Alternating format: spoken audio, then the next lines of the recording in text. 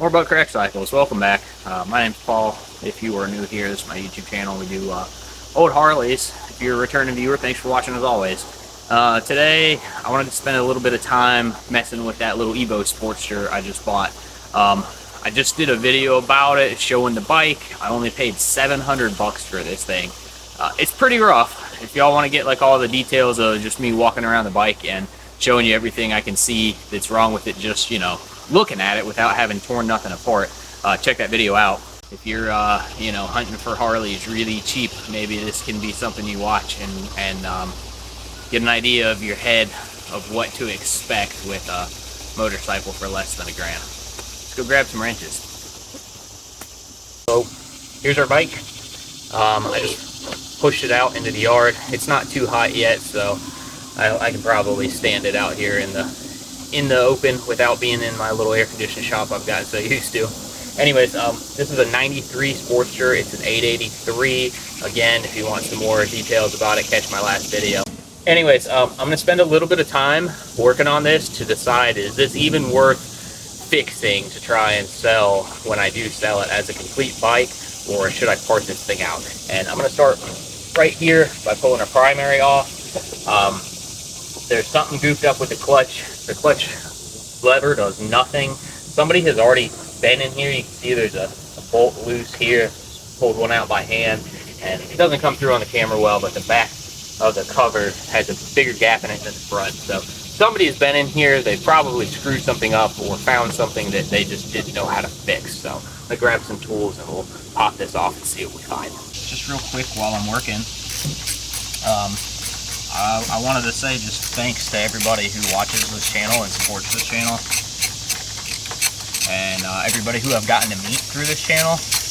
I've met quite a few of my viewers in person here lately, which has been pretty cool, and I've met some in the past, but it's just it's really fun to meet somebody in person who watches what you do online and to hear them say, yeah man, I like watching your channel. So thanks for watching. I really like I like reading the comments. It's actually probably one of my favorite parts of doing YouTube.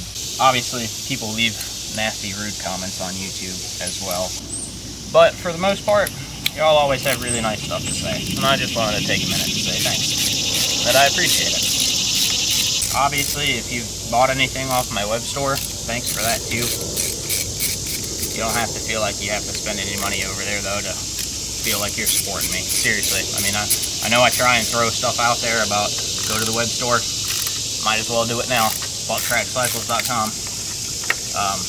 But I only do that just because working on these bikes is a business for me, and gotta try and make a little bit of money in a lot of different places. But seriously, just y'all watching this channel and writing nice stuff and shaking my hand when I meet you in person, and you know, telling me that you enjoy it. Woo!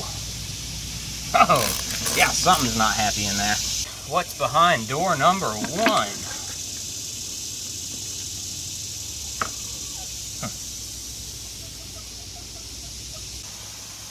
I gotta be honest here, I was expecting like complete carnage under here. So far, nothing really jumps out at me. Obviously, this is part of our clutch ramp deal, the part you can see from the outside. But the lock nut for the inner part was just laying in the bottom of the cover. This washer looks pretty boogered up right there. And I don't know, I get a feeling we probably had a clutch failure. There's a good bit of walk back and forth. Maybe that's not too much in the clutch basket. I will say though, I grabbed one of the lever for the shifter. We're all the way up. Oh, we were all the way down. Now we're all the way in 5th. You just watched me shift it up through the gears. 4th, 3rd, 2nd, neutral, 1st. Skipped neutral to 2nd, but there we go. Should be back in neutral there. There's definitely some shavings down in here that don't give me the real happy, feel-good feelings. I'll pull this snap ring off, and then we can get the rest of that clutch ramp assembly out. These are crappy pliers. There we go. Jeez. There's a tool you can get to hold these things, and it's a lot more useful for putting it back together. In my experience, taking them off though, you can just kind of, oh, well now. Yeah, I think those Torx are like 200 foot-pounds. Obviously not that one. That was fun. Cool. Let's grab a different socket and we'll knock the front one off. Lefty loosey like normal up here. That was a little tighter.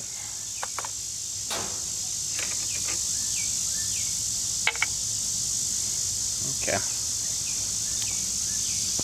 Grab your clutch basket and your stator drum. This might be where a problem is up here in the stator. Come on. There it goes. Kind of just pull them together like that. Oh boy.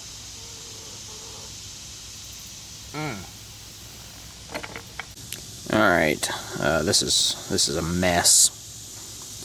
There's the back of our clutch basket.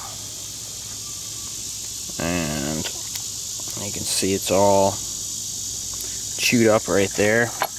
Try and get this more flat. There you go. This has been skipping on the, something's been grinding right in there. And as this clutch basket's been riding around, it's been chewing this all up. It's chewed up all of these holes. That one's pretty bad right there. There's a bunch of debris in this case. You can see right there on the transmission itself, it's definitely been hit. And you just look at all that metal right there stuck to that bolt. Coming over to the stator, a lot of these windings look like they're coming undone, and this has been hit. You can see right there, you've got one of those little stator pucks. There's another one, that one's really bad. It's come completely off. Went ahead and pulled the shifter out and got the bolts loose for the transmission. Figured might as well. I mean, we're all the way here. It's worth doing it. Pull this thing out and just see. So far so good on that, actually. Transmission's here inside on the workbench, and this actually looks pretty good. I don't really think there's anything wrong in the transmission. I've looked it over pretty closely. I hadn't found any like chipped teeth. There really wasn't any metal in it. Seems like pretty much all the metal stayed on this side of things, just kind of in the primary cover side of things. Obviously, there you go. It's been chipped up pretty good there from where stuff has been making contact. It's whacked it right there. It's whacked it right there. You know, it's not perfect, but it's probably actually still a runnable transmission if we could do a good job of flushing all these bearings out really good, or maybe even replacing them. But I'm gonna sit down and turn the camera around and talk to y'all for a second. I'm at a point now where I just need to sit down and step away from this and sleep on it and see how I feel about it and do a little bit of math figuring out how much this is going to cost me to fix. We got to remember at the end of the day that this is just a 883 Evo Sportster. It's not something super desirable like a pan or a shovel. I would even say an iron head's more desirable than an Evo, to me at least. All of this stuff inside of the primary is going to be pretty pricey to fix, even with used parts. And then that still leaves us the rest of the bike to fix. We got brakes to do, we got wiring to do. I have never even heard this bike run. I assume that it's probably going to run, but probably rebuild a carburetor.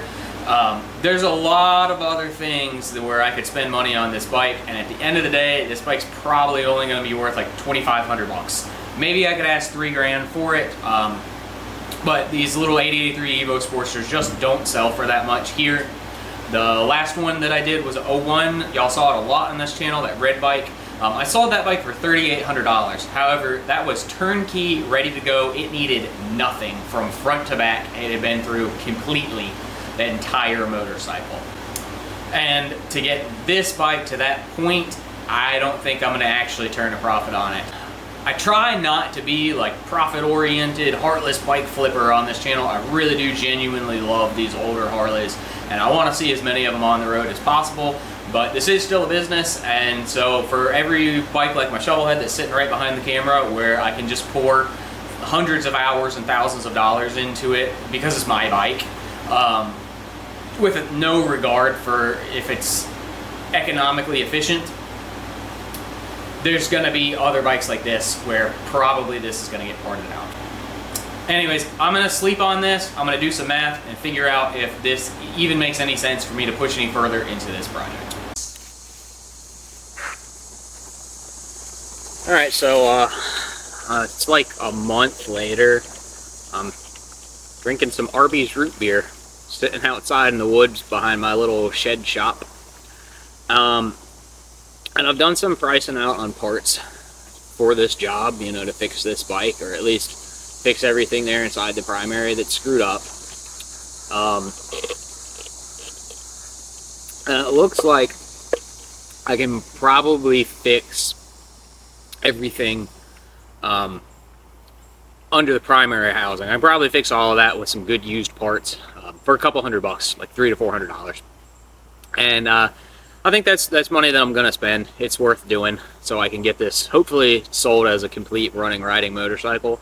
Obviously, I can't even see if this thing spins over till the clutch and everything's back in it, since that's what the soldering gauge is on. So I haven't ordered any parts yet. Money's pretty tight right now, both for my business and myself personally, so y'all know how that goes.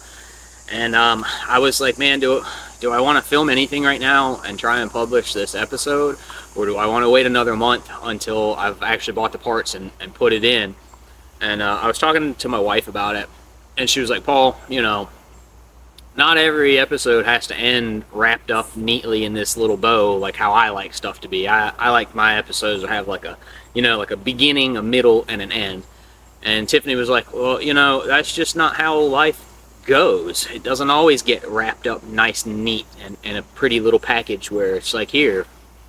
And she's like, just publish it. Just tell people where you're at. Tell them that you're going to fix the bike, and, you know, leave it from there. And so that's what I'm going to do. We're going to end this episode right here. And, yeah, so we're a little digging further into the $700 Harley, and it'll be kind of a slow process like a lot of my flip bikes are.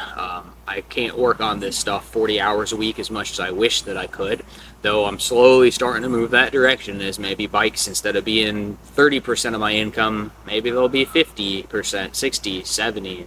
Eventually, maybe motorcycles will be all of my income. But for now, we got it took apart. We know really probably what the biggest issue is on this bike. I'm gonna order some parts, and I'll get back to it, you know, pretty shortly. It's the end of August as I'm filming this, so maybe in a month or so y'all will see me talking to the camera again, and with a wrench in my hand, working on the orange bike. And Chompy the rooster, he'll still be here. Appreciate each and every one of you. I'll see you on the next episode.